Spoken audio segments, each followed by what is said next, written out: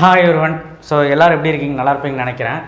என்னன்னா இப்போ ஒரு பிரச்சனை எல்லா சேனல்லையும் பேசிகிட்டு தான் இருக்காங்க, எல்லா எக்ஸ்பர்ட்ஸும் பேசிகிட்டு தான் இருக்காங்க. கம்ப்யூட்டர் சென்ட்ரிக் கோர்சஸில் வளர்ச்சிங்கிறத விட சீட்ஸ் இன்க்ரீஸ் பண்ணியிருக்கிறாங்க. அதனால் இந்த ஜாப் ஆப்பர்ச்சுனிட்டி அப்படிங்கிறது எல்லாத்துக்கும் ஒரு கேள்விக்குறி தான். இது தெரியாமல் நிறைய பேர் வந்து சீட் இன்க்ரீஸ் பண்ண உடனே சந்தோஷப்பட்டீங்க. நான் சொல்கிறேன் பாருங்கள், நீங்கள் நல்ல கல்லூரியில் சீட் இன்க்ரீஸ் பண்ணியிருந்தாலும் நல்ல கல்லூரியில் போய் நீங்கள் வந்து ஒரு கம்ப்யூட்டர் சென்ட்ரிக் கோர்சஸ் படித்து பிளேஸ்மெண்ட் ஆனீங்கன்னா ஓகே.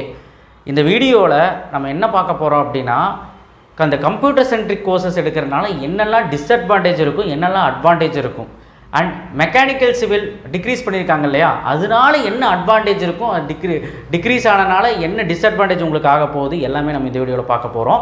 ஃப்யூச்சரில் கம்ப்யூட்டர் சயின்ஸ் வந்து எப்படி இருக்க போகுது, 4 வருஷத்துக்கு அப்புறம் எப்படி இருக்க போகுதுன்னு இந்த வீடியோவில் நம்ம பார்க்க போகிறோம்.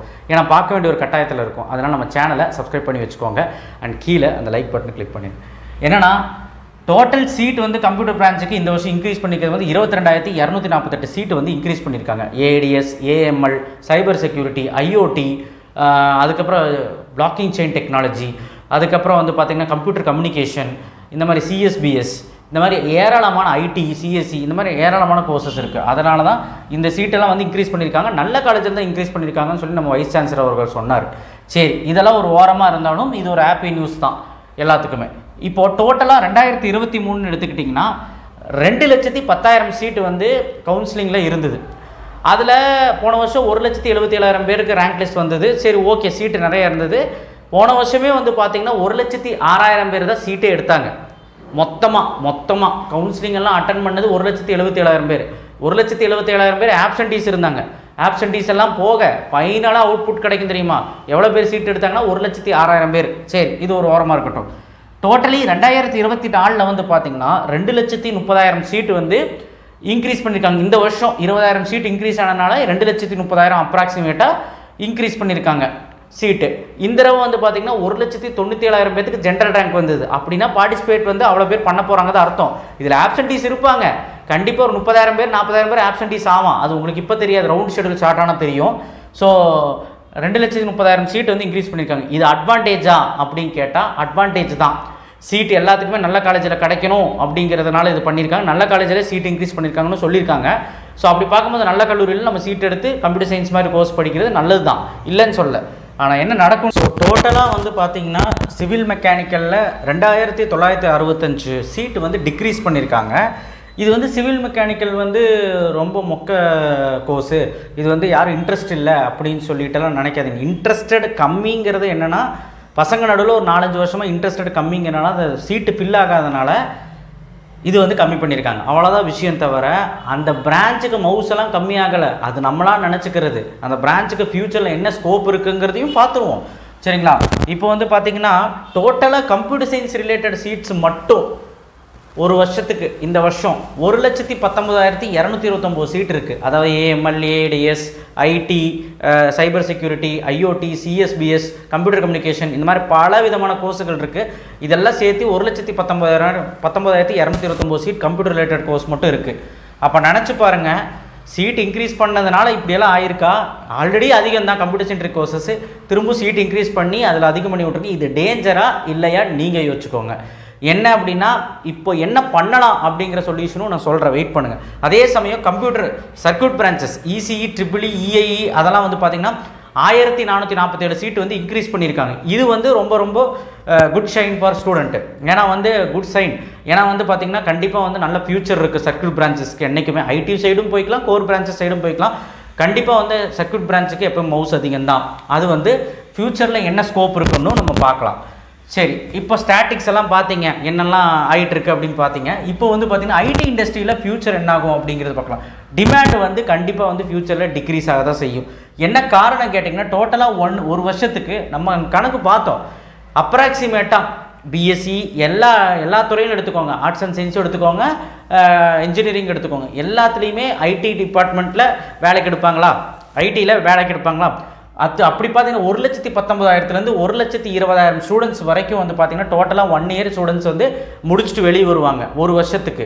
அப்போ நினச்சி பாருங்கள், ஃப்யூச்சரில் ஒரு வருஷத்துக்கு சொல்கிறேன், ஃப்யூச்சரில் ஜாப் வேக்கன்சிங்கிறது எல்லாத்துக்கும் பாசிபிள் கிடையாது.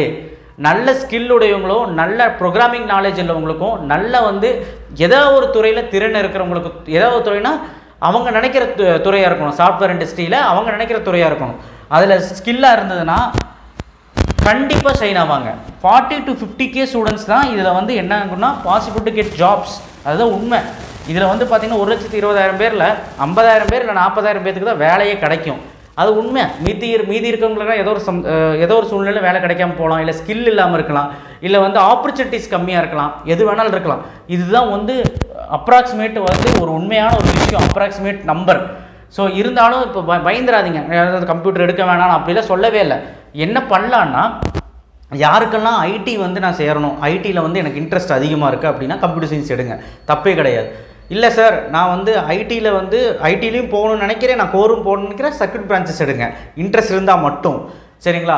இல்லை மெக்கானிக்கல், சிவில், மெக்கட்ரானிக்ஸ் இந்த மாதிரி இஐஇ இந்த மாதிரி ஐசிஇ, இன்ஸ்ட்ருமெண்டேஷன் கண்ட்ரோல் இந்த மாதிரி கோர்சஸ் எல்லாம் எடுக்கணும், ஆட்டோமொபைலில் எடுக்கணும்னா கண்டிப்பாக ஃப்யூச்சரில் என்ன இருக்குது அப்படின்னா கோர் பிரான்ச்சஸ்க்கு டிமாண்ட் அதிகமாகும். ஏன்னு உங்களுக்கே இப்போ புரிய வச்சிட்டேன். இதில் டிமாண்ட் டிக்ரீஸ் ஆகும்போது கோர் பிரான்ச்சஸில் டிமாண்ட் அதிகமாகும். ஏன்னா அதில் ஆள் கம்மியாக இருக்காங்க. இப்போது இதில் தான் சீட்டும் டிக்ரீஸ் பண்ணி விட்டாங்களே, அப்போ வேலை வாய்ப்பு அதிகமாகும், ஆட்களும் கம்மியாக இருக்கும், அங்கே டிமாண்டு ஜாஸ்தியாக இருக்கும். கண்டிப்பாக வந்து டிமாண்டு ஜாஸ்தியாக இருக்கும்போது கண்டிப்பாக வேலை வாய்ப்பு அதிகமாக இருக்கும். ஸோ அதனால் ஃப்யூச்சரில் சிவில் மெக்கானிக்கல் வரதான் போகுது. நீங்கள் வேணால் பாருங்கள், 1 வருஷம் 2 வருஷம் கழிஞ்சதுக்கப்புறம் மெக்கானிக்கல் சிவிலுக்கு சீட் இன்க்ரீஸ் பண்ணுவாங்க, வேணா பாருங்கள். ஏன்னா அந்த மாதிரி தான் ஆகும். சீட்டு ஏன் இன்க்ரீஸ் பண்ணுவாங்கன்னா டிமாண்டு ஜாஸ்தி ஆகும்போது ஸ்டூடெண்ட்ஸ் எடுக்க ஆரம்பிச்சிருவான், அப்போ சீட்டு இன்க்ரீஸ் பண்ணுவாங்க, கம்ப்யூட்டருக்கு திரும்ப டிக்ரீஸ் பண்ணுவான். ஸோ என்னன்னா, உங்களுக்கு ஐடியில் இன்ட்ரெஸ்ட் இருக்கா, ஐடியில் தான் நான் சேரணும்னு நினைக்கிறியா, நல்ல காலேஜில் கம்ப்யூட்டர் கோர்ஸ் எடுத்து படி, தப்பே இல்லை. ஏதோ ஒரு கோர்ஸில் ஏதோ ஒரு காலேஜில் கம்ப்யூட்டர் கோர்ஸ் எடுத்து படிக்கலான்னு மட்டும் படிச்சிங்கன்னா கண்டிப்பாக ஃப்யூச்சர் நல்லா இருக்காது. இல்லை அப்படி ஏதோ ஒரு காலேஜில் படித்தா கூட உனக்குன்னு தனித்துவமான ஒரு ஸ்கில்லை டெவலப் பண்ணி ஏதாவது ஒன்று நாலேஜை கற்று வச்சுக்க. இல்லைன்னா கஷ்டம் இந்த தடவை வேலை கிடைக்கிறது. இனி ஃப்யூச்சர் டிபெண்ட்ஸ் அப்பான் வந்து எதுன்னு எனக்கு தெரியல. பார்த்தீங்கன்னா உங்களுக்கே எதுக்கு டிமாண்ட் ஜாஸ்தி எதுக்கு டிமாண்ட் கம்மின்னு உங்களுக்கு புரிஞ்சிருக்கும். Bike, car, EV vehicle, buildings இதெல்லாம் வந்து நிற்க போகிறதில்ல. இது எல்லாமே கோர் பிரான்ச்சஸில் அடிப்படையான ஒரு விஷயம். இதெல்லாம் எதுவும் நிற்க போகிறதில்ல, இதெல்லாம் கன்ஸ்ட்ரக்ட் ஆகிட்டே தான் இருக்க போகுது. ஸோ வேலை வாய்ப்பு இருக்க தான் போகுது. ஆஃப்டர் 1 இயர் 2 இயர் கண்டிப்பாக அந்த டிமாண்ட் இன்க்ரீஸ் ஆகி சீட்டு வந்து இன்க்ரீஸ் பண்ணுவாங்க, வேணா பாருங்கள் அடுத்த கவுன்சிலிங்கில். ஸோ கண்டிப்பாக வந்து future depends on core branches, not at all CSC branches. CSC branches வந்து பார்த்திங்கன்னா இவ்வளோ சீட் இன்க்ரீஸ் பண்ணியிருக்காங்கன்னா ஹாப்பியாக ஒரு பக்கம் இருந்தாலும், ஒரு பக்கத்தில் கண்டிப்பாக நம்ம யோசித்து ஒரு விஷயத்தை பண்ண வேண்டியது என்னென்னா, நம்ம வந்து நிதானமாக நல்ல காலேஜில் சீட் எடுக்கணும். 1. 2வது நமக்கு ஐடியில் இன்ட்ரெஸ்ட் இருக்கான்னு பார்க்கணும். அண்ட் 3வது வந்து பார்த்திங்கன்னா இன்ட்ரெஸ்ட் இல்லையா, எல்லாருமே எடுக்கிறாங்க நம்மளும் எடுத்துடலாம் அப்படின்லாம் நினைக்காதீங்க. மெக்கானிக்கல் சிவிலில் ஒரு நல்ல கல்லூரியாக போய் டாப் கல்லூரி ரவுண்ட் 3 மாணவர்களுக்கே கிடைக்கும், எடுத்து நல்லபடியாக படிங்க. ஃப்யூச்சர் கண்டிப்பாக வந்து இருக்குது அதுக்கு. அண்ட் ஆல்சோ வந்து பார்த்திங்கன்னா ஒரு triple circuit branch, triple ECE, இஎன்ஐக்கெல்லாம் நல்ல ஸ்கோப் இருக்குது. கண்டிப்பாக அதில் டிமாண்டு ஜாஸ்தி இருக்குது ஃப்யூச்சரில். எதனால நானே சொன்னேன், இவி வெஹிக்கிள் நான் சொன்னேன் இல்லையா.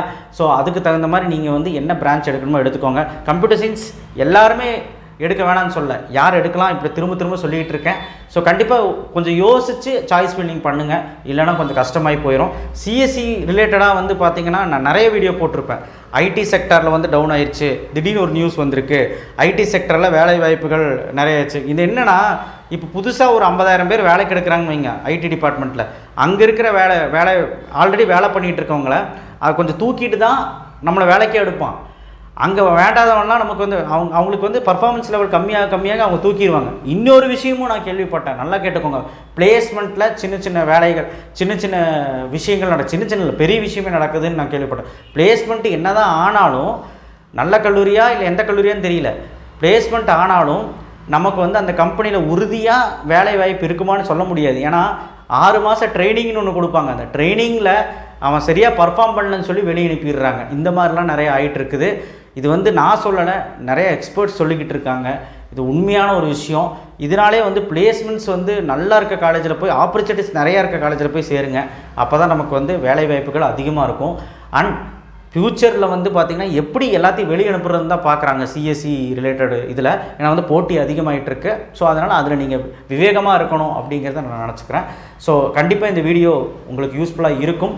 அண்ட் கம்ப்யூட்டர் சயின்ஸ் எடுக்க வேணாம்னு சொல்ல, நல்ல கல்லூரியில் எடுத்து ஜாலியாக உட்காந்து படிங்க. ஏதோ ஒரு மொக்க காலேஜில் எடுத்தால் கூட ஸ்கில்ஸை டெவலப் பண்ணிக்கோங்க. That's it. தேங்க்யூ. ஷேர் பண்ணுங்கள், சப்ஸ்கிரைப் பண்ணுங்கள், மறக்காமல் பெல் ஐக்கானை ப்ரெஸ் பண்ணுங்கள்.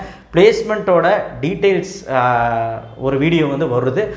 நெக்ஸ்ட் வீடியோவில் அதுக்கடுத்த வீடியோ கண்டிப்பாக வரும். பிளேஸ்மெண்ட்டை பற்றி, பிளேஸ்மெண்ட் எப்படி போயிட்டுருக்கு, பிளேஸ்மெண்ட் எப்படி இருக்குது, பிளேஸ்மெண்ட் ஃப்யூச்சரில் வந்து 4 வருஷம் கழித்து உங்களுக்கு பிளேஸ்மெண்ட் எப்படி இருக்கும், எந்த விதத்தில் வந்து மாணவர்கள் பாதிப்படைஞ்சிருக்காங்க, எல்லாமே நம்ம நெக்ஸ்ட் வீடியோவில் பார்க்கலாம். தேங்க்யூ.